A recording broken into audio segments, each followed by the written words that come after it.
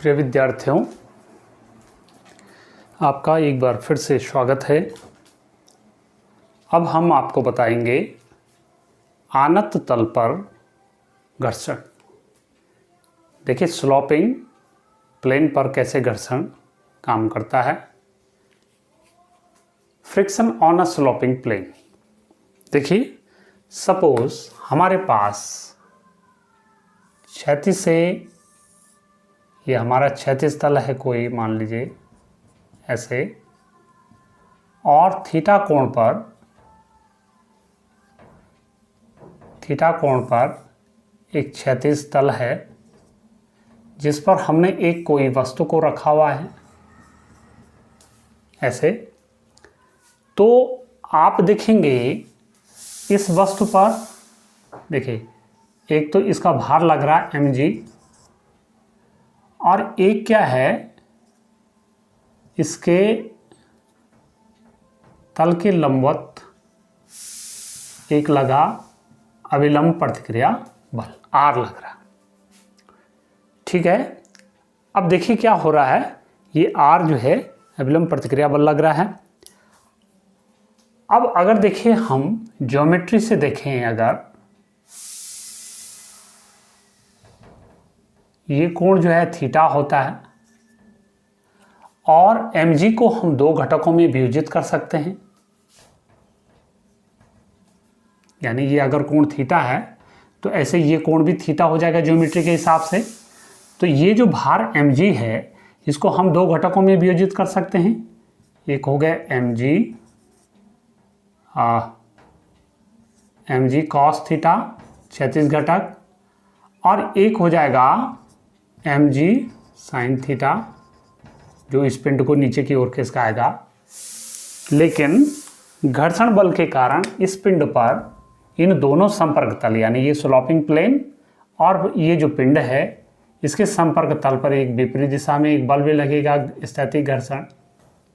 तो संतुलन की स्थिति में, देखिए संतुलन की स्थिति में आप समझ गए होंगे चित्र को। एक हमारे पास आनत तल है जो क्षैतिज के साथ थीटा कोण बना रहा है। इस पर हमारे पास एक पिंड है, ये जो वस्तु है, तो इस पर दो बल लग रहे हैं। शुरू में हम जो समझने का प्रयास करेंगे, mg इसके गुरुत्व केंद्र पर, सेंटर ऑफ मास पर, इस पे जो है नीचे की तरफ दिशा में लग रहा है, और दूसरा इसके लंबवत एक बल लग रहा है, अभिलंबित प्रतिक्रिया बल लग रहा है R। ठीक है, अब इस mg को, क्योंकि भार भी एक सदिश राशि है, इसको दो घटकों में हम विभाजित कर सकते हैं, क्षैतिज घटक और ऊर्ध्वाधर घटक। तो क्षैतिज घटक क्या हो जाएगा, mg cos थीटा हो गया, इस दिशा में हो जाएगा, और ऊर्ध्वाधर घटक क्या हो गया, mg sin थीटा हो गया। तो संतुलन की स्थिति में ये R बराबर क्या हो जाएगा, R बराबर क्या हो जाएगा, mg cos थीटा हो जाएगा। ठीक है, और दूसरा क्या हो जाएगा, fs इज इक्वल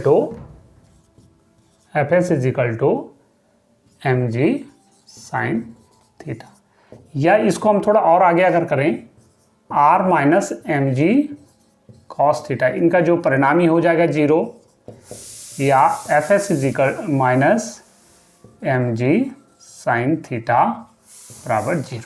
तो इस प्रकार से ये हो जाएगा। अब अगर मैं क्या करूं, इस आनत तल को थोड़ा सा ऊपर खिसका दूं तो क्या हो जाएगा, क्योंकि mg sin थीटा का मान क्या हो जाएगा, बढ़ना शुरू हो जाएगा, जिस कारण से ये जो घर्षण है, स्थैतिक घर्षण है, इसका मान भी बढ़ना प्रारंभ हो जाएगा। और जब जो है mg sin थीटा का मान लगातार बढ़ाते जाएं, यानी एक, तो ऐसी स्थिति में fs एक उच्चतम मान तक पहुंच करके, सीमांत स्थिति में पहुंच करके इसका मान बढ़ना बंद हो जाएगा, और इसमें जो घर्षण होगा इस समय वो गति घर्षण आ जाएगा, वस्तु फिसलने लग जाएगी। तो ऐसी स्थिति आनी शुरू हो जाएगी। ठीक है, अब सीमांत घर्षण की स्थिति में क्या हो जाएगा, fs इज इक्वल टू, आपको मैं पीछे बता चुका हूँ, μs r, जहाँ μs क्या है, वस्तु और आनत तल के बीच में जो घर्षण गुणांक है उसका मान है। आर अभिलंब प्रतिक्रिया बल है। तो F S equal to mu S R हो गया, ठीक है। तथा थीटा बराबर इस समय मान लीजिए अल्फा अगर हो गया है, तो ऐसी दशा में हम क्या कह सकते हैं, देखिए ऐसी दशा में हम क्या कह सकते हैं, इसको आप समीकरण नंबर 1 भी मान सकते हैं, समीकरण नंबर 2 भी हो सकता है। समीकरण नंबर 1 से देखिए R इजिकल टू क्या हो जाएगा, mg cos अल्फा हो जाएगा ये, और ये हो जाएगा F S is equal to mg sine alpha हो जाएगा। या इसको एफ एस की जगह देखिए इसको हम रख सकते हैं म्यू एस आर बराबर mg साइन अल्फा। इस समीकरण नंबर 3 हो गया, इस समीकरण नंबर 4 हो गया। अब समीकरण नंबर 4 को हम समीकरण नंबर 3 से भाग दे देंगे।